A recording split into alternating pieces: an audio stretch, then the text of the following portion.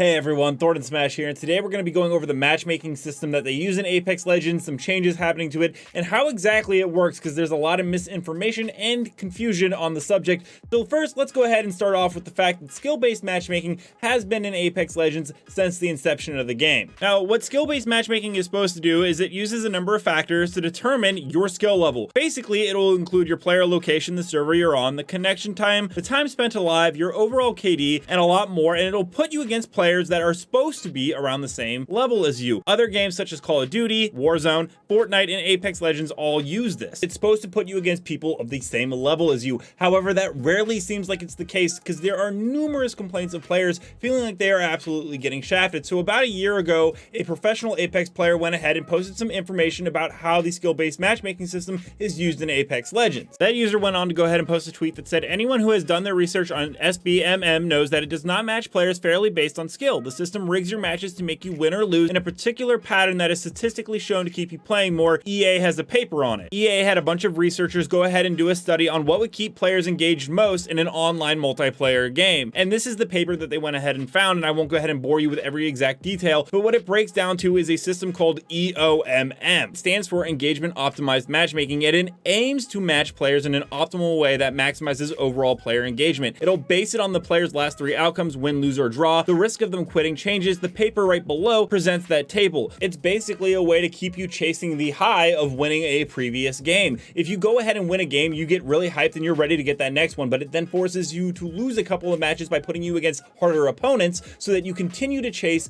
that win again. And this would definitely seem like the system that Apex Legends uses for their matchmaking. However, Respawn's principal coder, Michael Kalas, has confirmed that Apex does not use EOMM. He says no one working on Apex matchmaking has read the patent for what the system is they use. Titanfall matchmaking has some resemblance to TrueSkill, but Apex does not. However, it's very easy to go ahead and just say, yeah, we don't use EOMM, but that is an issue because publishers like EA and Activision will never reveal the inner workings of their matchmaking algorithms, for a good reason, because once known, players could deliberately attempt to game the system. Players for the last year or so have heavily thought that EOMM is the system that they go ahead and use for Apex Legends. However, even though EA did research into it, it looks like it's more implemented in 1v1 matchups, similar to something more along the lines of FIFA. However, when they say there's nothing nefarious designed in their skill-based matchmaking system, we have to go ahead and look at some player data. A user named Tilo went ahead and posted some information about his matchmaking issues, and right here you can go ahead and see the first three opponents he came across in 3 different games, and there is a huge disparity in the level of skill. In fact, a user named Fish here points out that he's a level 70.7 kill death gold 3 player getting matched with master and diamond badge players every game in public lobbies. It's confusing why when we have a ranked playlist we have skill-based matchmaking at all.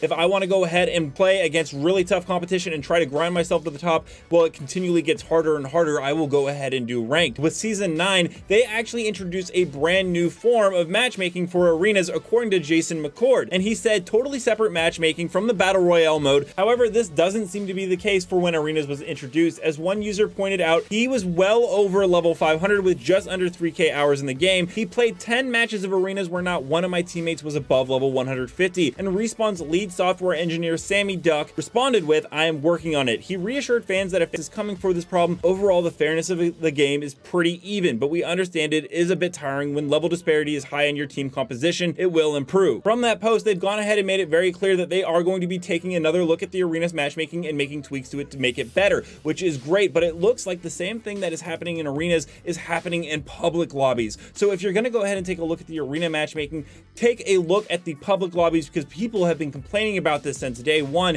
and there has to be something that can be fixed to make this feel more fair or more fun and engaging, because right now it's doing the opposite of what the system was designed for, keeping us engaged. But overall, I hope you enjoyed the video and got a better understanding of how these systems work in Apex Legends and what could be improved on it. Let me know down below in the comments how you like skill-based matchmaking. Do you think it's perfectly fair, or do you think it needs an overhaul and adjustment? And until next time, Legends, keep slaying in the Outlands, and I'll see you out there.